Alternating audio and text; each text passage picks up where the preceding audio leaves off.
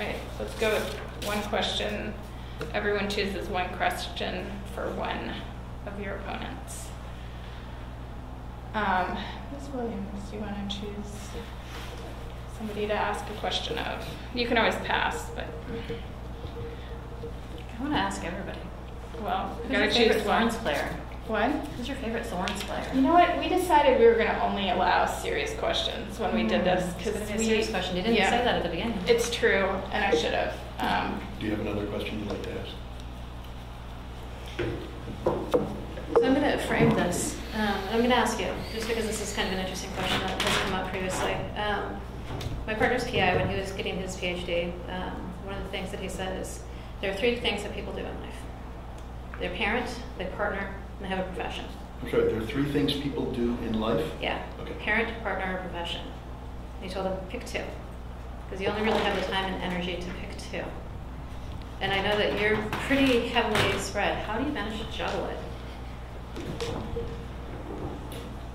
Are we taking that as a serious question? I don't know. Yeah, I mean, it's a real thing. It's like, how do you juggle it? Because you're going to school, you're working at City Hall, you're also on the school board, you're parenting, and you do have a partner. So it's like, you've got a lot of balls in there. How do you juggle this? Yeah. You know, I have a absolutely fantastic support system, and I think the fact that I've been able to do all of these things demonstrates that I am a hard worker.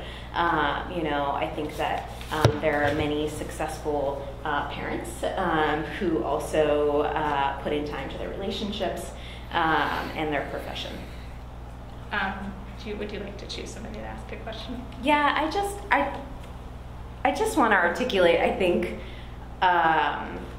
a little frustration, I would say. I think I have been a little offended here in this room, and I do think that it's really important to call out that when we talk about who is in this race, who we're talking about in endorsements, who we're talking about being successful, it's important to acknowledge that that's because of skill set, right? And I would fundamentally argue that the fact that I feel the need to talk about why I'm qualified is a distraction from the policy and from those things. So I guess my question would be... I would say...